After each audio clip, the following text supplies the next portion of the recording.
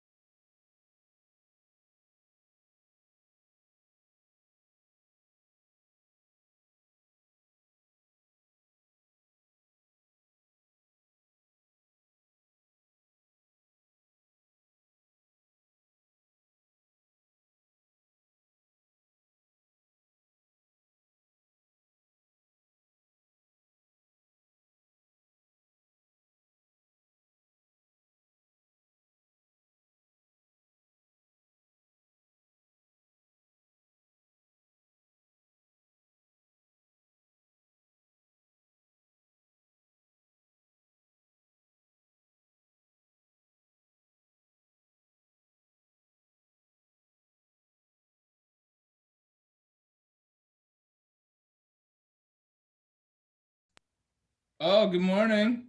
Good morning. You missed the granddaughter. It was so cute. She was waving and everything. Oh, It's all right. There'll be another day. another day, another daughter. Hopefully this one will be grand. Get it? Granddaughter. No, fine. You guys don't like my jokes. It's okay. I'm not crying. You're crying. Tell me about yourselves this morning. How we doing? This is the time we get to just randomly rant and talk to each other this morning. So, It's snowing.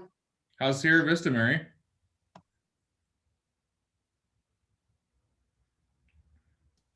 Windier than heck, probably 40 to 50 mile per hour gusts almost all night long. Really? Ooh, That's a lot of wind. Yep. We don't need all that wind. But no snow for us, so yay. Roseanne, what side of town are you on? I'm on Mountain Standard Time, so it's 8 o'clock here. Are we the same as Nevada? Well, we're Arizona and Tucson, so. Oh, you're Tucson. Why do I think you guys are Nevada? You're Tucson. I'm sorry. I'm not fully awake yet. Where are you at? I'm in Phoenix. Nice. We got a Phoenix plug. What market center are you out of? I'm sorry, Which market center are you out of? I'm out of the Tempe office. Ellen's Market Center. Yeah. That explains so much. What does that mean? I don't know, just messing with you. Ellen's good people. I love Ellen. Oh, I love Ellen. Mr. Larry, how's your big listings? Going well. It's still slow to come. They're still moving stuff out, have a little bit of work to do. We're also the buyer elected to do a pre-sale inspection. She wanted to go have an inspector come in since she didn't live in the house. It was her parents' house. She doesn't know a lot about the infrastructure, the AC heat systems, and any plumbing issues, things like that. So she decided to spend $750 to have an inspector come in and go through the 300 square foot house, the 1,300 square foot 3-bedroom, 2-bath second house, and then the pool Ramada area and the workshop and everything, just so we get a scope of what might be wrong and might get called out for by a buyer. So all of that's still coming. We're targeting the 31st for going live. That's awesome news. Yeah, and they're Already piece buyers. of land, the piece of land out in Tanque Verde Valley lasted a day. Oh, wow. I had that lot listed a little over a year ago for an entire year at 95,000, and it barely sold when this guy bought it. Here a year later at 149, it sold in a day. Well, you got to think about the house you can put on that, what the house return is going to be. What's the end result on a property going to look like if that house is built out right? Yeah. Oh, yeah. The buyer's ecstatic. They're out of Oregon. He found it that he had an hour or two after it went live. He found it, called me and said, "We need to buy this lot. We know it's not going to last long." Did you get to represent the buyer and seller? You bet. That's awesome. That's how it works, people. Set yourself up for some awesomeness. I love it. Well, any other greatness today? I love hearing some greatness on Tuesdays. We didn't get so much greatness on Monday. It's okay. You guys are still asleep. I said 2 buyer consultations yesterday for today. Yeah, boy, great job. It's all about getting those appointments in, Diego. That's killer, man. Who can top it? I submitted an offer last night. I saw that offer. This makes me want to talk about something. Please, for the love of all that is good, as real estate professionals, you should know if the house that you're listing has solar or not. You should know the house that you're listing is connected to a sewer or not. I say that because the house that Robin put an offer in on, the listing agent doesn't know either of those factors. So I'm happy to be in business with professionals like you that just take your business a little further and do the right thing. Like, know your property. You're right. Yeah, I mean, at a minimum, at least just walk around it.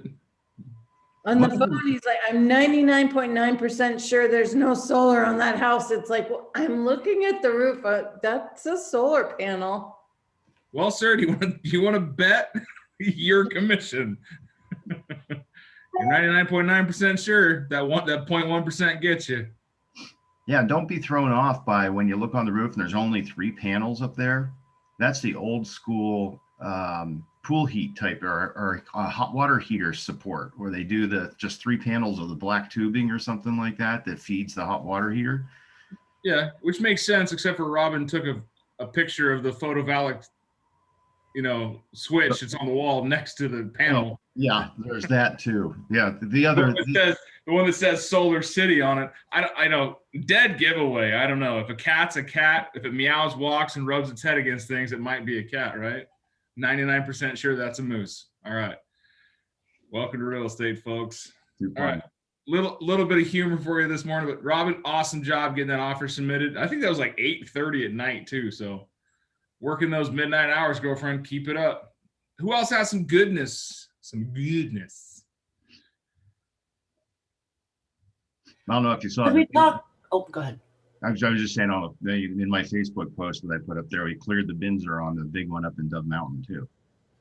Was there an issue? Do we think that we weren't going to? I mean, No, it's just the house was cleaner than a newborn baby. Okay. Yeah, there was like 8, 9 things on the Binzer, but they were all really tiny things. That's awesome. That's awesome. Like clearing that, the seller's like, yeah, I'll take care of everything, no problem. Congratulations, brother. That's good news. Headed Steve, for going to closing. All right, Miss Morrow. I had a slightly weird one, just in line with the solar. We were gonna try to put an offer in on a house around 180, and I asked the listing agent about solar because I didn't have any docs up. She finally got it to me, and it was a terrible rate. It was gonna be, I think it was 194. I have my notes, like a month, and they still had like 16 years left on this solar. So they're trying to sell the house for 180. There's like $26,000 left of payments, but at a 4.99% interest rate, which was going to be like $40,000 by the end. And so obviously they didn't sell this house. It's been canceled. My client really liked it. And I was trying to think of creative ways to go back to them and say, would you pay half the solar at closing? Something like that, because obviously we have so few houses in that price point. And I just thought I looked up when they bought it was only in 2017, but I think it was anyway, not that long ago, but they only paid like 117 and they were trying to get 180. So I thought there's some room there, but I know they probably feel like they need to get a certain amount out in order to make it worth moving. Anyway, it's kind of one of those unusual scenarios that encapsulates a lot of what we've been talking about. My question for you, Maura, is it a lease system or a purchase system? It's a lease. I mean, Okay. The question was, could we get rid of it? Was my buyer's, can we just get rid of that solar? Yeah, the other thing is I know that you can make a one-time payment on the lease where it mitigates the monthly increase. Like, Because the other thing, like, you know how they have a schedule, just like you have a schedule with Yeah. your payments. So they only had like 13 payments of like 134. So the people got that. The people don't want to, but now it's going to ratchet up to that higher rate for the Yeah, last 'cause remember 200 payments. yeah, so Shoshana had a deal in Order Valley that was a lease payment as well, that the buyers could have paid like a $6,000 upfront flat fee and had just a consistent payment for the rest of the term. Well, that's kind of what I was saying. If the So sellers maybe sellers will plunked pay for down that. like half of what was left, like Yeah. 10,000, 13,000, and that could make their payments better. Yeah, Yeah. you think they might? I didn't know if it might be worth a call to those solar people. or Yeah, maybe well, and I think you the want, finance people. yeah, I think you want to ask them, ask the solar people if they'll adjust the loan or the lease release, if there's another program or, what can we do here? Trying to sell a house and, Yeah, I didn't know if they would also refinance it because 4.99 at this time is kind of high. yeah, but That's a question for a lease. I haven't heard of anyone refinancing a lease. Yeah.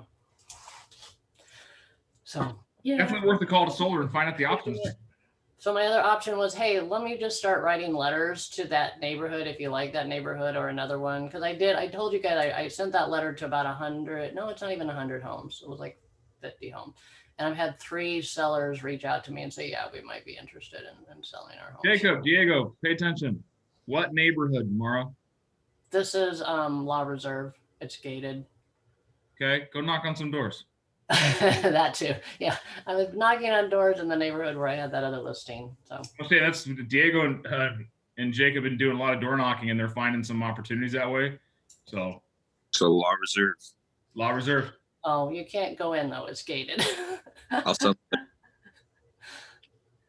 We don't underestimate the craftiness of a real estate professional.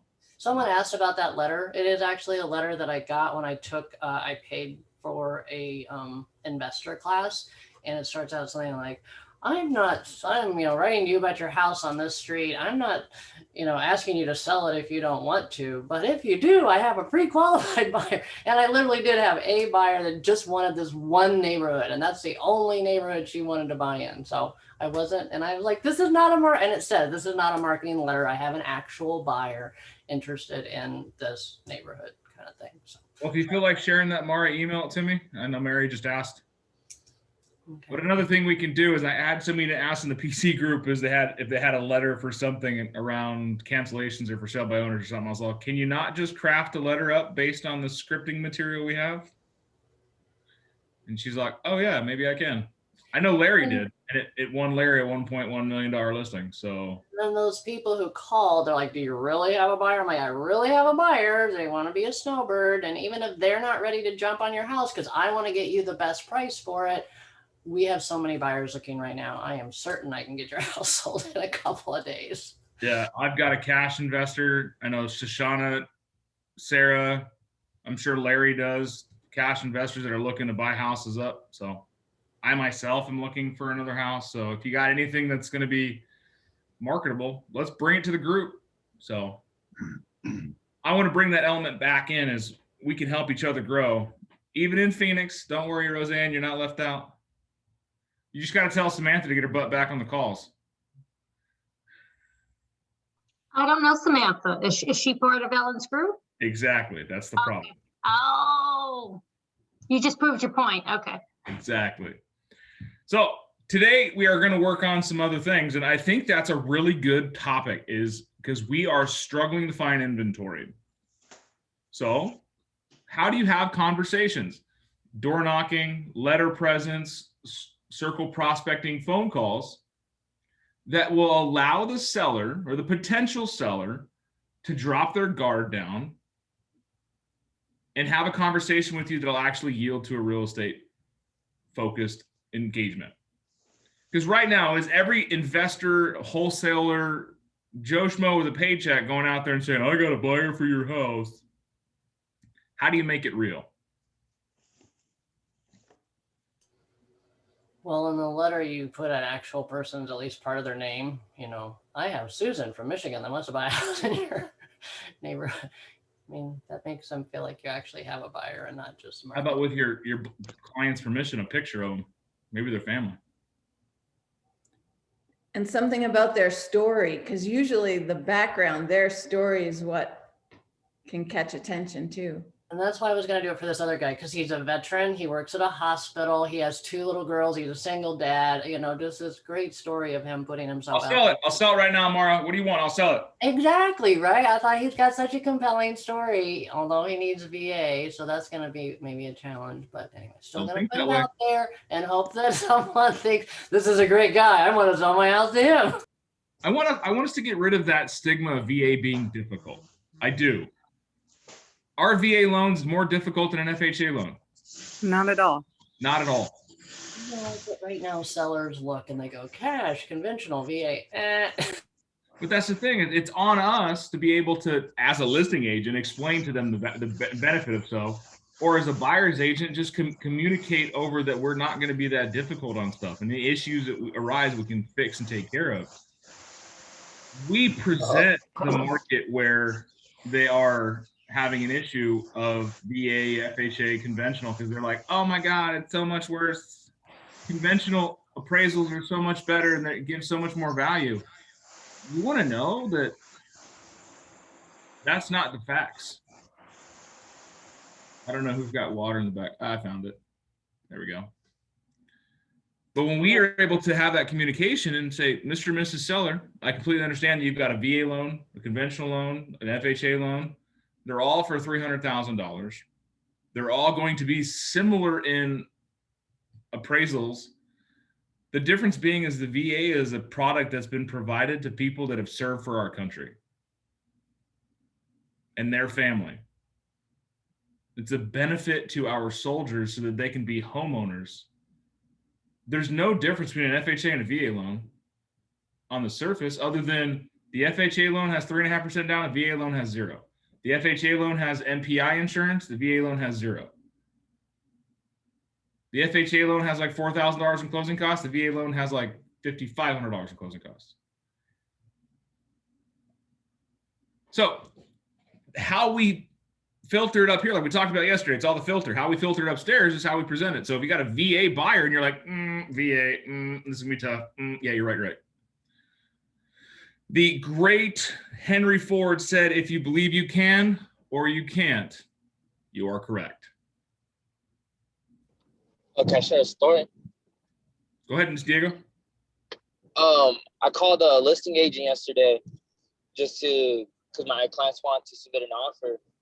And he was telling me they already had some cash investor offers, but that their sellers weren't looking to sell to investors. So like we might actually have a shot with this VA. So I just recommend calling the listing agent because he gave me what his seller is looking for in a strong offer. So it's pretty good. It's like Robin said, and to pair with that, Diego, it's all about the background. Let's put people back in the people business. So if you're going to go door knock a neighborhood and you're trying to find a house, get your clients to go with you. Put them on your pamphlet. If you're actually out there working for just them, get a story together. Hi, my name is Dan Caldwell. I'm an agent with Keller Williams, Southern Arizona. I'm out here with my friend John. He's trying to find a house in this neighborhood. So who do you know that's looking to sell their house? You're going to get the Karens and the Richards out there that are like, get off my property. It says no soliciting. You're right. Okay, I'm leaving, but thank you so much for your time and thinking about it. Go on to the next house. They're gonna be like, oh, no one in this neighborhood's gonna sell, not for 5 or 6 years. Next door neighbor, yeah, we're thinking about moving to Florida. You never know until you talk to them. But how do you make it real? You become genuine about it. Don't become jaded. Don't become, grizzled by the fact that you're working a VA buyer and you've had 900 houses and none of them have just quite worked out, or you've got somebody that's, troubling.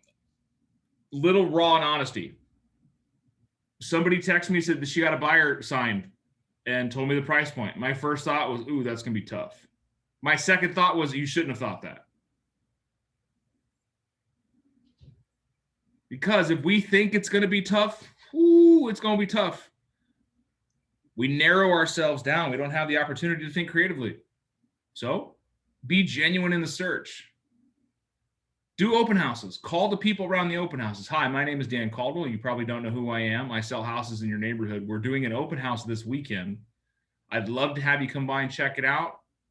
Meet the neighbors, as well as get some insight on who you may know that wants to move here. Right? Or I love it when you're calling and doing circle prospecting. Hi, my name is Dan Caldwell, Keller Williams, Southern Arizona. I'm just calling you to invite you to an open house we're having this weekend, but mainly I want to know what secrets you can tell me about the neighborhood. Why did you move to this area? How long have you lived here? What do you hate about it?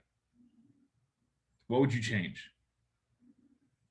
Which neighbors do you want to move first? What neighbor do you want to get rid of?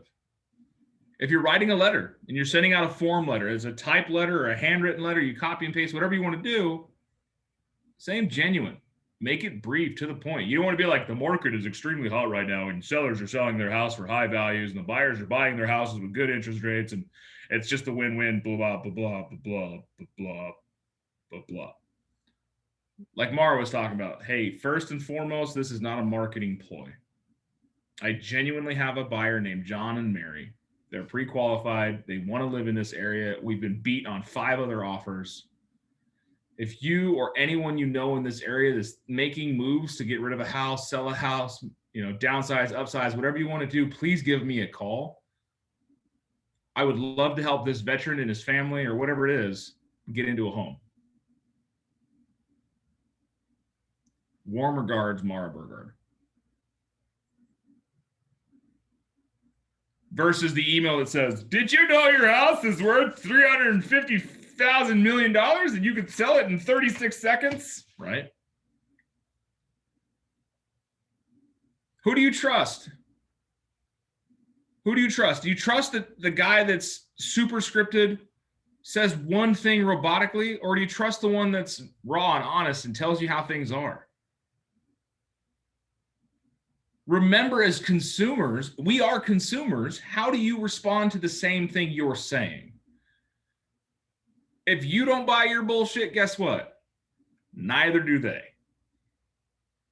If you don't believe in your product, neither do they.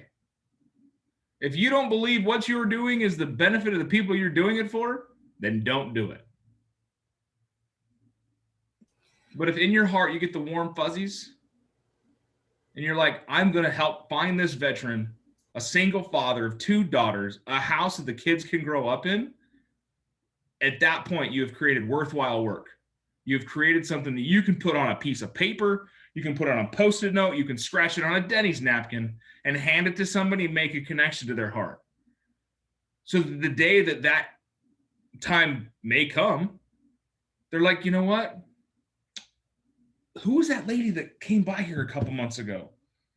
Gosh, she was so nice. And she had that one guy that was looking for a house. Oh, you know what? I think we put the note in the junk drawer. And the fucking rifle into the junk drawer, right? We all have one, each house. Everyone's got a junk drawer. Some of us have a junk garage, closet, half the house. Just saying. Make a connection. Again, connection. Real estate is relationships. Yes, Ms. Mara. Dan, one of the surprises was you always tell us not to prejudge. One guy that called said, yeah, we just bought the house like a year ago. Really, it was 2 years ago. But they found another house literally right next to their in-laws. So they bought that one and then they bought this other house and they put it for rent and he doesn't want to be a landlord. So actually 2 of the guys that call me don't want to be a landlord anymore. So it's kind of interesting. Yeah, never prejudge.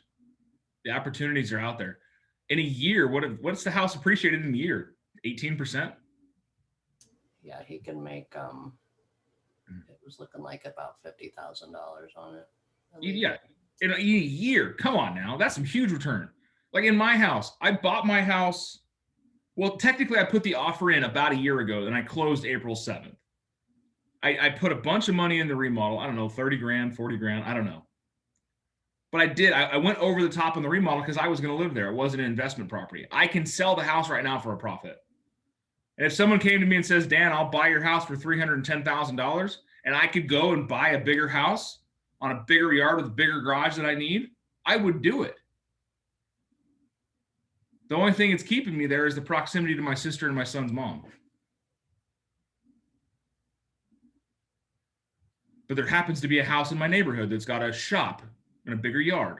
So it's a second garage. So if that ever comes to sale, then I'm selling my house and buying that one.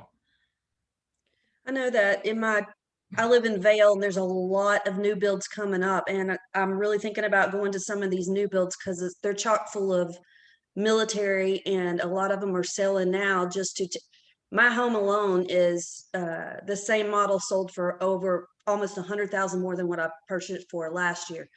And a lot of them are selling, pocketing the money and renting until they find out where they're going to be stationed, or they see a movement coming up. There's just a whole lot of opportunity in even new builds right now. It's everywhere. And that's the thing is this is the time where we get off our ass and go out there and do some work. Meet the community. Go set up a lemonade and real estate advice stand. Make sure you get a vendor's permit. But imagine that. You sit up in a neighborhood on the corner with a nice tent. You talk to the neighbor, you can do, especially in your neighborhood. Kelly, do it in your front yard. No one will care. It's just a lemonade and real estate advice. I'd stop by just to talk to you. But when you're making these things, the scripting around it is easy. Be genuine. Be raw. Yeah, and I also shared that article in chat because it's really good about overcoming some of the objections we've been talking about. You know, when people tell you the market's so hot, oh, isn't it just going to crash again? And this kind of addresses some of those things, how much healthier the market is this time around than last time, how much harder it is to get mortgages, and, you know, kind of assuage those concerns of buyers. I can dissuade any argument against the market's going to crash. One term. Economics 101, supply and what? Demand. Yep. When supply goes up, what happens? Prices drop usually. Demand goes down. When supply goes down, demand goes up. Well, people keep asking, why is there such a high demand? So I think this article is good at that. Other than like millennials are still needing to buy, obviously interest rates being low. I can tuck you right here. Make it easy for you to remember the scripting moment when someone says the market's just going to crash. Why would I buy now? The market's just going to crash. It's not. Right now, we have a supply and demand issue. Before the economic crash that was caused by the pandemic, we had a $4 million house shortage, meaning the potential buyers in the market versus the available properties was already at a deficit. So we were already starting to see a market trend. That's why we've seen a seller's market for so long. When the pandemic hit, it forced people to reevaluate their living situations. People that were living in high cost areas no longer had to commute to the workplace to have those high paying jobs, were able to relocate and telecommute to work, creating an environment where high payrolls moving into less expensive neighbors created a more advantageous position for them, so they didn't have to rent and they could start building equity in their own lives. Now renters are starting to feel the squeeze because as houses are being sold, there's less and less rentals around because there's more and more homeowners. So sellers are finding out that they can jack the rents up, and buyers are being squeezed into the market because they can buy at such a reduced interest rate that they can buy the house that they're living in and pay less than they're paying in rent. We have created a smarter economy. Back 10 years, 12 years ago when the market crashed, that was due to what they called stated income loans.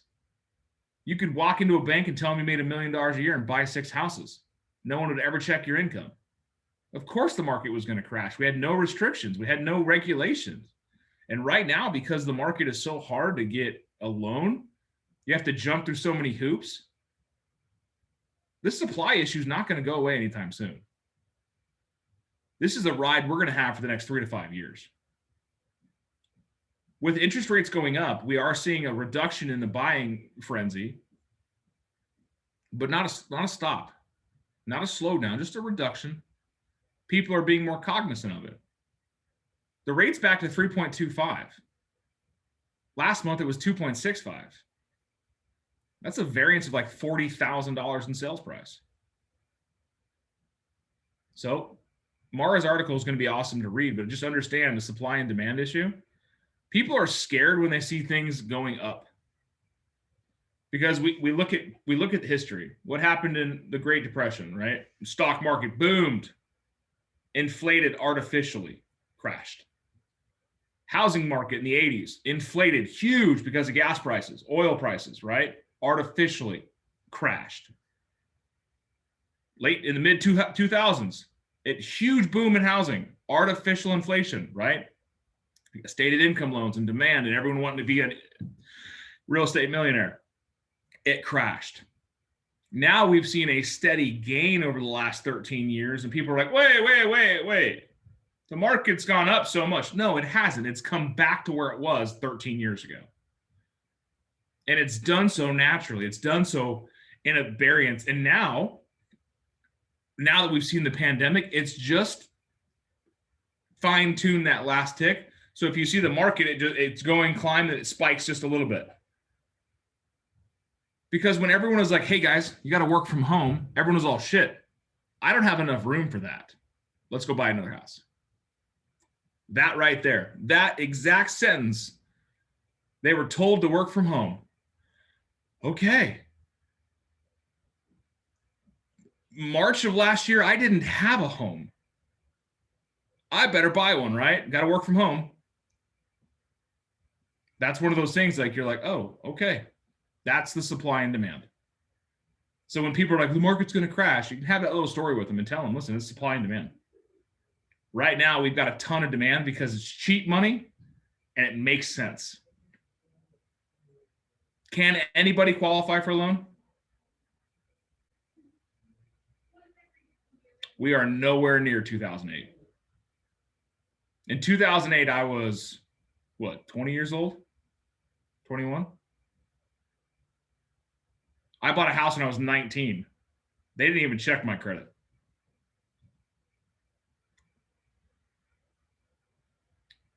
Obama, the $8,000 home buyer credit started everything. You guys remember that?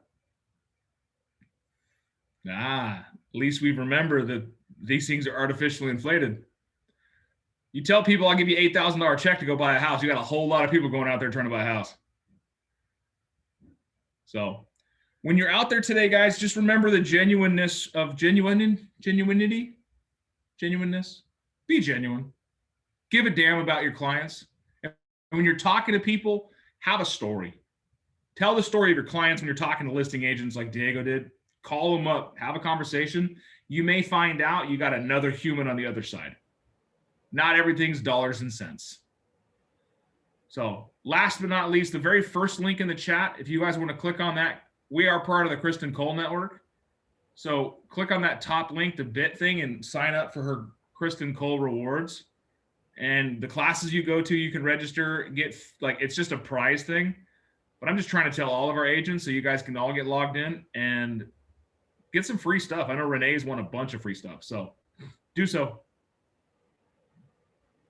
Yes, BB. Are you available to chat Yes. after? I'll Wonderful. call you briefly until our 8:45 starts. So, all right, my friends, it is Tuesday. It is the purplest of shirt Tuesdays. BB's the purplest sweater of Tuesday. I love it.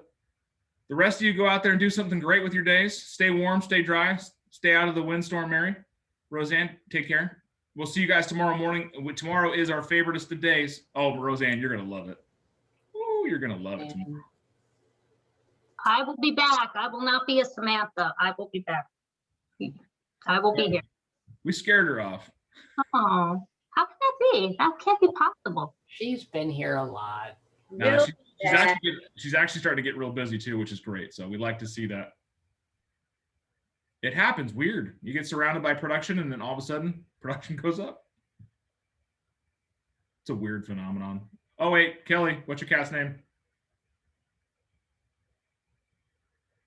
This is Willow, but I never call her Willow. It's usually just Cat. Cat. She's needy and annoying. I'm an animal person, so I see him on the calls and I instantly we have to introduce ourselves. Yeah. Yeah, my cat's name's Dexter. We don't know if he knows his name because we call him Panther or Kitten all the time. Yeah. He's jet gray.